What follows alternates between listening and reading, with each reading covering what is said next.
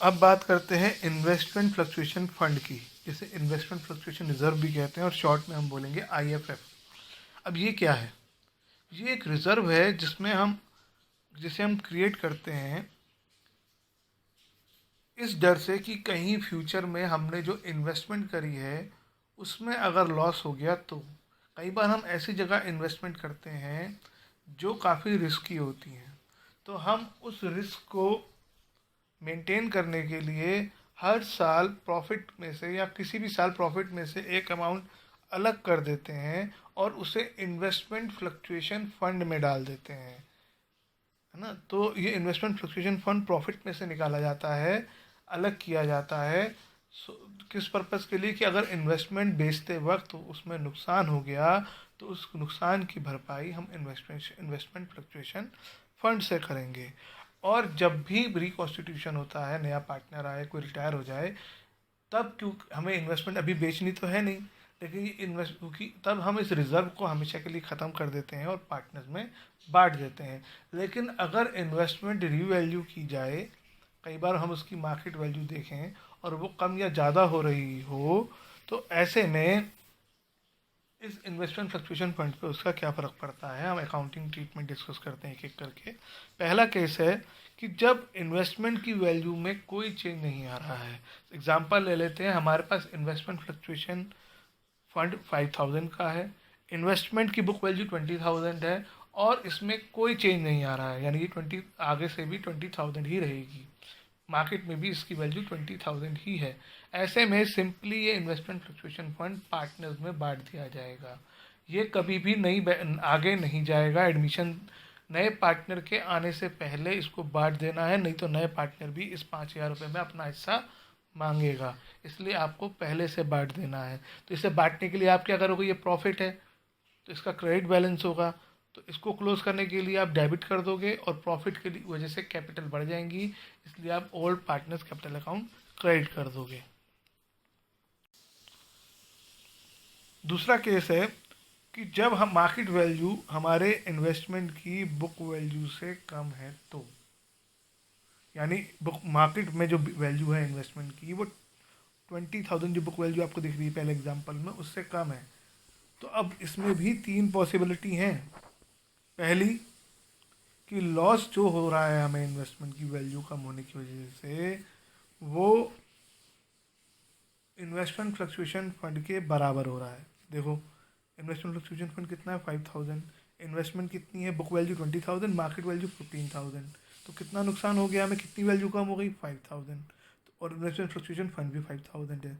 दूसरी पॉसिबिलिटी है कि लॉस जो है इन्वेस्टमेंट फ्लक्चुएशन फंड से कम है। देख लो, इन्वेस्टमेंट 20 की, मार्केट वैल्यू 18, 2,000 से लॉस हो रहा है, लेकिन फंड जो है वो 5,000 का है। तीसरी पॉसिबिलिटी कि नुकसान जो हो रहा है वो इन्वेस्टमेंट फ्लक्चुएशन फंड से ज़्यादा का हो रहा है। देख लो एग्जांपल, यहाँ पे लॉस हो रहा है 6,000 का, जबकि इन्वेस्टमेंट फ्लक्चुएशन फंड सिर्फ 5,000 ही है। अब ऐसे में क्या एंट्रीज होगी? पहले पहला केस लेते हैं। ये जो नुकसान है, हमने ये इन्वेस्टमेंट फ्लक्चुएशन फंड क्यों बनाया? कि जब भी इन्वेस्टमेंट की वैल्यू कम होगी या नुकसान होगा, उससे हम इससे मीट करेंगे। तो पहले में हमें नुकसान कितना हो रहा है? 5,000 का। तो 5,000 के नुकसान को हम इन्वेस्टमेंट फ्लक्चुएशन फंड के अगेंस्ट एडजस्ट कर देंगे। तो इन्वेस्टमेंट फ्लक्चुएशन फंड डेबिट हो जाएगा और इन्वेस्टमेंट क्रेडिट हो जाएगी। तो इसकी वजह से क्या हो जाएगा? इन्वेस्टमेंट फ्लक्चुएशन फंड जीरो हो गया और इन्वेस्टमेंट भी 20,000 से 15,000 हो गई, क्योंकि हमने उसे क्रेडिट कर दिया है। इन्वेस्टमेंट हमारा एसेट होता है, एसेट को क्रेडिट करोगे तो वो कम हो जाएगी, तो इन्वेस्टमेंट भी 15,000 रह गई।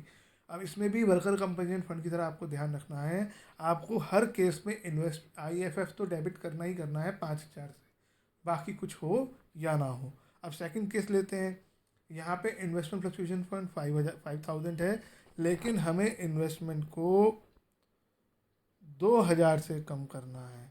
तो investment fluctuation fund to investment तो होगा, और इन्वेस्टमेंट फ्लक्चुएशन फंड में 5,000 आएगा, लेकिन इन्वेस्टमेंट को सिर्फ 2,000 से ही कम करना है। जब उसे आपको 2,000 से ही कम करना है, तो बाकी 3,000 रुपये का क्या होगा?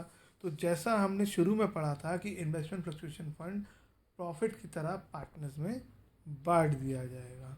अब तीसरा केस, जब लॉस इन्वेस्टमेंट फ्लक्चुएशन फंड से ज़्यादा हो, तो क्या एंट्री होगी? इन्वेस्टमेंट फ्लक्चुएशन फंड डेबिट होगा, लेकिन 5,000 से ही डेबिट हो सकता है। इन्वेस्टमेंट को 6,000 रुपये से कम करना है तो टू इन्वेस्टमेंट 6,000 आएगा।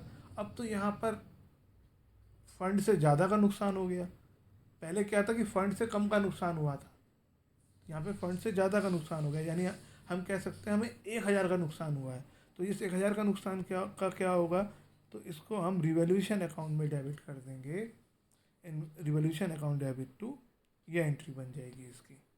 ठीक है। अब एक केस और बचा, जब market value of investment book value से ज़्यादा हो, यानी इन्वेस्टमेंट की वैल्यू मार्केट वैल्यू से कम हो रही हो, यानी IFF 5,000 है, बुक वैल्यू इन्वेस्टमेंट की 20 है और मार्केट वैल्यू 24,000 है। तो आपको ये ध्यान रखना है, IFF बनाया गया था लॉस के लिए, प्रॉफिट के लिए नहीं। तो इसलिए इस प्रॉफिट का IFF पे कोई फर्क नहीं पड़ेगा। IFF पूरा का पूरा पार्टनर्स में बांट दिया जाएगा और इन्वेस्टमेंट को बढ़ा दिया जाएगा। जैसे हमने आज से पहले सीखा था, इन्वेस्टमेंट को बढ़ाने के लिए एंट्री क्या है?